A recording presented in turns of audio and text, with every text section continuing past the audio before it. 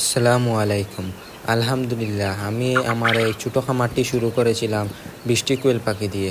আমার মামার একজন পরিচিত বন্ধুর কাছ থেকে আমি 34 দিন বয়সী কোয়েল পাখির বাচ্চাগুলো কিনে এনেছিলাম।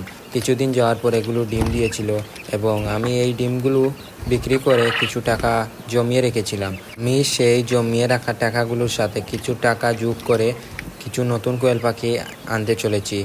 আমি এগুলোর অর্ডার দিয়ে দিয়েছি। আমি 30টি পাখির অর্ডার দিয়েছি। কিছুদিনের মধ্যেই আমার কাছে সেই পাখিগুলো চলে আসবে। 2-1 দিনের মধ্যে পাখিগুলো চলে আসার কথা, একটু দেরি হতেও পারে। আমার কোয়েল পাখির 1 মাসের ডিমের জমানো টাকা দিয়েই আমি কিছু নতুন কোয়েল পাখি আনতে চলেছি। আর এই যে দেখতে পাচ্ছেন আমার একটি কোয়েল পাখির মেল, এই যে শুধু মারামারি করে অন্যগুলোকে টুকরিয়ে একবারে রক্তাক্ত করে ফেলে। একটার কালার অনেক সুন্দর, তাই আমি এই কোয়েল পাখিটিকে রেখেছিলাম, না হলে এতদিনে আমি এটাকে জব করে ফেলতাম। এই যে দেখতে পাচ্ছেন আমার এই সাদা কোয়েলের মেলটিকে একবারে মাথার পশমগুলো তুলে ফেলেছে।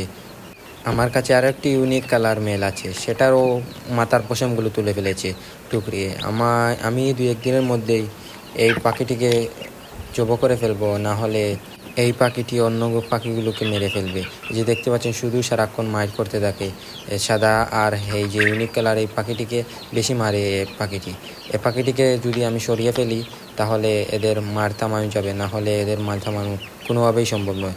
সাথে আমাদের যে ফিমেল পাখিগুলো দেখতে পাচ্ছেন, এগুলোকে এরা মারে।